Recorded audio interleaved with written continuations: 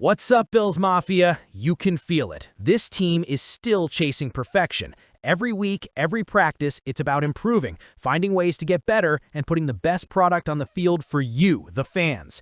And speaking of improvement, the Bills might have the perfect spark waiting on the sideline, and his name is Gabe Davis. Before we get into this exclusive story about why the Bills must unleash Gabe Davis in Week 9 against the Kansas City Chiefs, make sure you smash that like button, subscribe to Buffalo Beat News, and turn on notifications so you don't miss any of our insider updates and game breakdowns. All right, let's dive in, because this could be the storyline that changes everything for Buffalo's offense. Bills Mafia, we've all seen it. This passing game hasn't been clicking the way we expected. Josh Allen is doing everything he can, but the chemistry with this wide receiver room, it's just not there right now. Through 7 games, Buffalo's offense has gone from dynamic to downright unpredictable. They've thrown for over 245 yards only once this season, and Allen has been held under 180 passing yards in back-to-back weeks. That's not what you want from a former MVP candidate leading one of the most explosive units in the NFL. Part of the problem? Injuries and inconsistency. Joshua Palmer, the prized offseason addition, is banged up again, ankle and knee issues from Week 6, and he hasn't practiced for 2 straight days. Keon Coleman, the young wideout fans had high hopes for, has completely vanished from the stat sheet. Since his 112-yard explosion in Week 1, he's averaged just 20 yards per game. And while Khalil Shakir has stepped up as a reliable option, he's been left carrying the weight of the entire wide receiver core. So, what's the solution? Enter Gabe Davis, the guy who's already proven he can handle the big stage in Buffalo.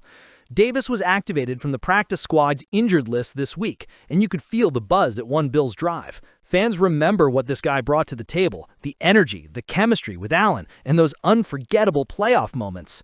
Let's not forget, this man still holds the NFL record for 4 touchdowns in a single playoff game. And who did he do it against? That's right, the Kansas City Chiefs, the very same team Buffalo faces this Sunday.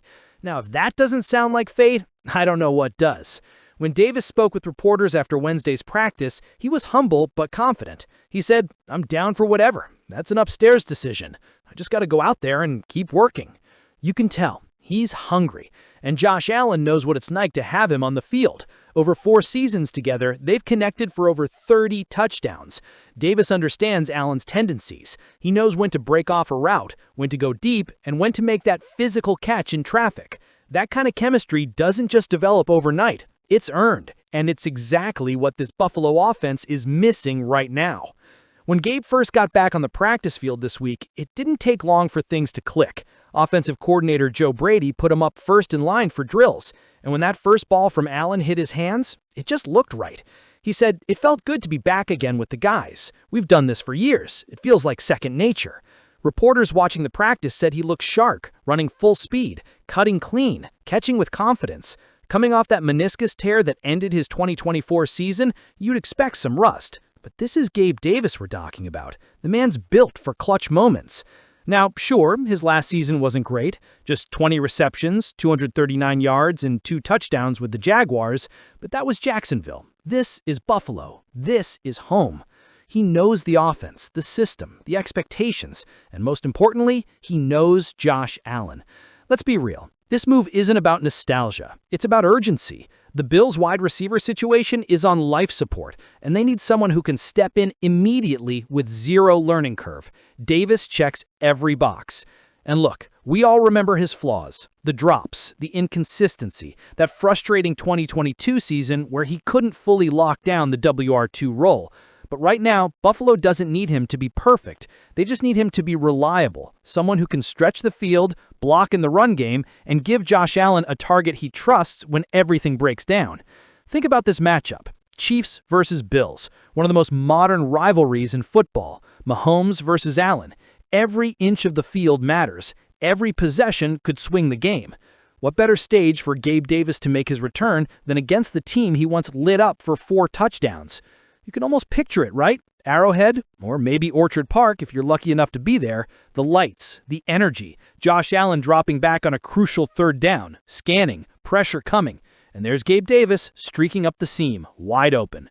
Touchdown Buffalo. The stadium erupts. The sideline explodes. The offense finally looks alive again. That's the kind of moment this team needs, and Gabe Davis might just be the spark to deliver it. You heard it right. Two key defenders are back in full action for the Buffalo Bills just in time for one of the biggest games of the season. Linebackers Matt Milano and Terrell Bernard were both practicing fully on Wednesday, marking a huge step forward after battling injuries that sidelined them in recent weeks. Head coach Sean McDermott confirmed the news before practice, saying Milano and Terrell Bernard will both be full. And that Bills Mafia is music to every fan's ears. Let's start with Matt Milano, one of the heartbeats of this defense. After injuring his pectoral muscle in Week 2 against the Jets, Milano made a brief return in Week 5 versus the Patriots, only to tweak it again before halftime. It's been a frustrating stretch for the 31-year-old linebacker, but when he's healthy, he's one of the best in the league.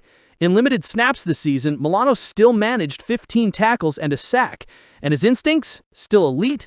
His ability to diagnose plays before they happen gives Buffalo's defense an edge few other teams have.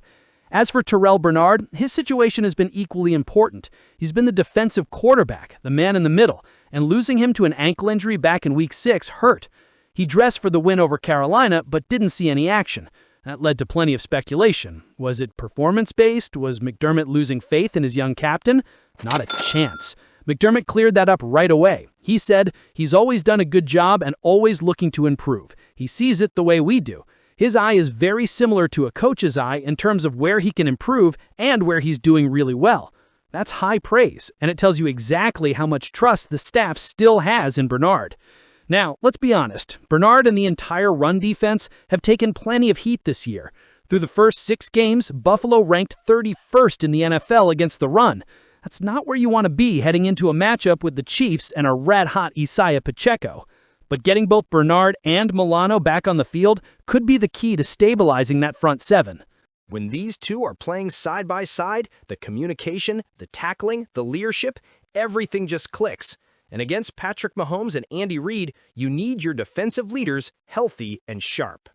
Now, Mafia, while the defense is getting stronger, there's another storm brewing on the offensive side. And it's got the entire NFL talking.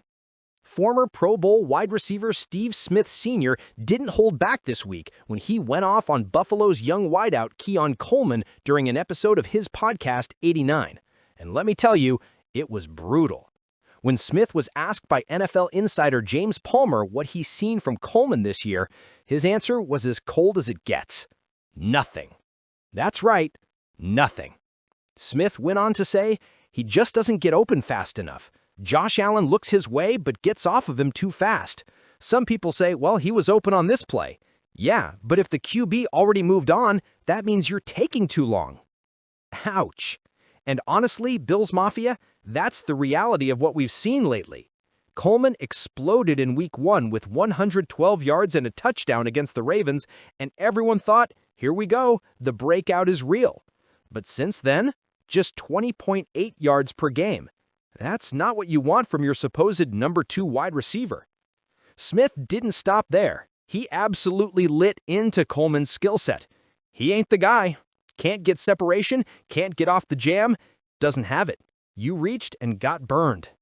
That's some strong language from a guy who knows the position better than almost anyone.